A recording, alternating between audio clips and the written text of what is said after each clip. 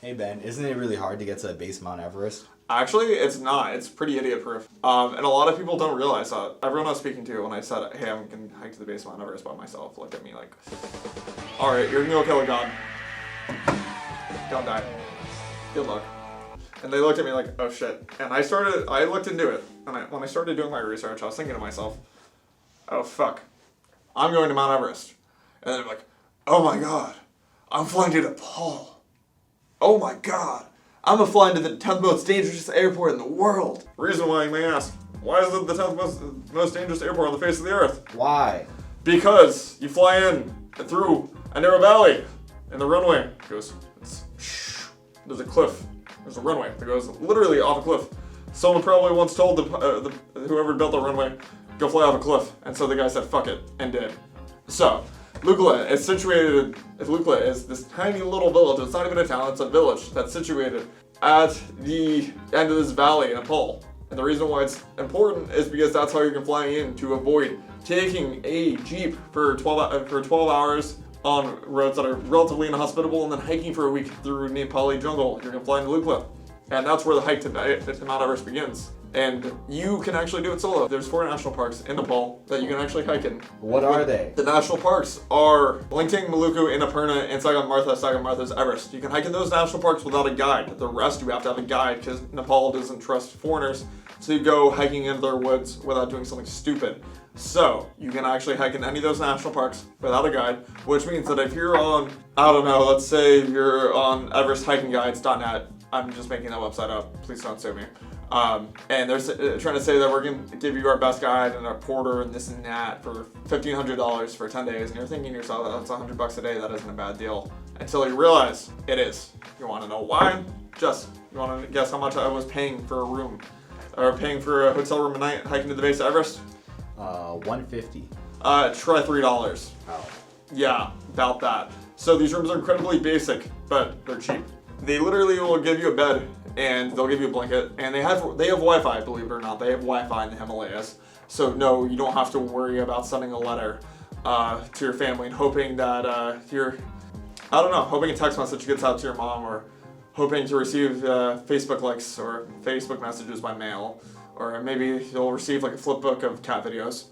You can actually pay for internet, and I believe that the going rate before was $5 for 500 meg, which is pretty good, and it's high-speed Wi-Fi. I was able to FaceTime my mom from the highest town on the face of the earth, Gorak Shep. It's about a 3-hour hike from Everest, and I FaceTime my mom and showed her the glacier that it sits on. Food is cheap.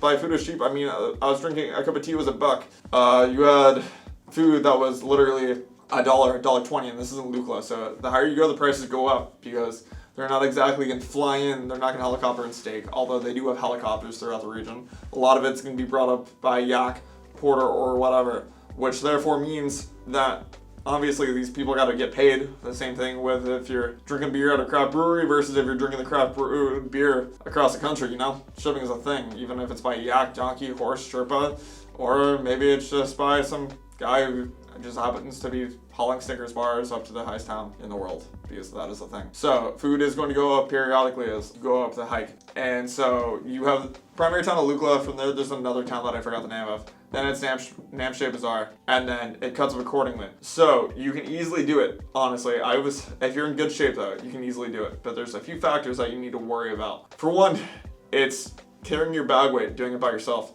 My bag was 30 pounds. I thought it was a great idea to bring shorts in Nepal. Hey Jess, guess how cold it was up there? 0 Celsius? Yeah, about that. Yeah, it was. Like literally, that's not even like a phrase. It was. So the one thing you need to ask yourself is, do you really want to bring shorts to Everest, to the base of Everest? Do you really want to hike in anything that isn't warm? No. You need to bring cold ready gear, because the air is thin, obviously, because there's no precipitation. If it doesn't rain up there, it snows, actually. Because you're literally going to be above the clouds. You're going to be hiking to the base of Everest, which is 17,000 feet. So, that is one thing. For 2, rooms, typically you can walk up to them and be like, if I stay here, will it be free? They'll look at you and be like, yes.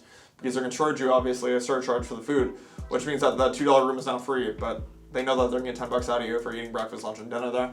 Or breakfast, typically you're going to eat dinner there, and then you're going to wake up the next morning. probably 7 o'clock in the morning. You're gonna eat breakfast, and then you're gonna start hiking. And they have tons of little villages along the ways. And you're gonna grab lunch maybe randomly along your hike. But it's important to plan how far you can hike in a day, because despite the fact that Everest seems like this far out, crazy exotic land, I can assure you, I saw plenty of Vans knockoffs and other random garbage like Snickers bars and actually imported beer hiking to the base of Everest. They have all that. So this isn't some mythical journey where you're gonna have to pay some Sherpa and you're gonna be like, you know the secret trail to the base of Everest, and I'd be like, yes, $1,000. It's actually like more like, hey man, do you want a guide? I'd be like, no. I'd be like, $30 a day. And well, there's literally people that walked up to me asking if I needed a guide. I was like, I don't need a guide. I have this fancy app. Now you may ask yourself what that fancy app is. It's called Maps.me. This is the lifesaver, because they can download all your data. They can download all of your geographical data offline. I don't know if you see this. This is Miami. I'm currently in Florida. That doesn't just download Miami, Florida crude Google Maps overlay. That downloads trail mapping. That downloads elevation. That downloads terrain. It might be Chinese sparrow where I'm currently warning you, but it will show you the entire Everest Base Camp trail all the way along the way. Not to mention it can do point-to-point transit. So if you're hiking and you're exhausted, you're sick and tired, you have a 30-pound backpack, you just want to pass out and sleep, but you don't want to sleep in a pile of yak crap. No, it'll tell you, be like, hey, the nearest town is that 0.2 kilometers away or 0.2 miles. You can actually adapt it, and it will tell you how far it is.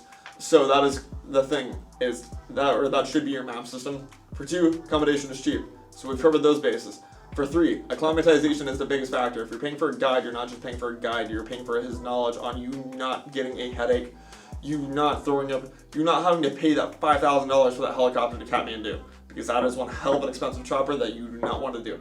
Acclimatization is the biggest red flag. This is not a casual hike in the Tetons.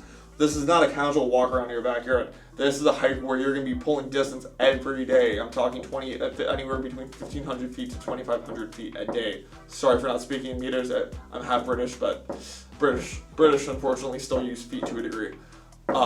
So that is your biggest deal. Doing your homework on acclimatization. I could do a video on acclimatization, but that is a shoot ton of homework to the point where I could easily write a full research paper on that. Oh wait, I did. I got a B. Thanks, Professor Fiedler. That was for community college, not a science-based class, English composition too.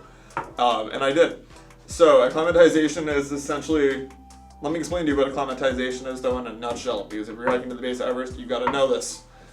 Acclimatization is like, well, it's the same reason why planes are pressurized. It's the same reason why I can breathe comfortably here, and it's the same reason why I might feel lightheaded if I'm standing on top of a mountain in Colorado. So your brain or your body is used to breathing air at a certain air density here. So being at sea level, air's about as good as I can get as far as density goes.